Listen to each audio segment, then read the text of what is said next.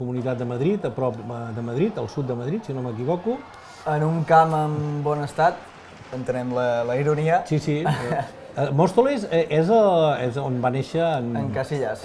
l'Iker Casillas, i a l'entrada del poble hi ha un rètol molt gran.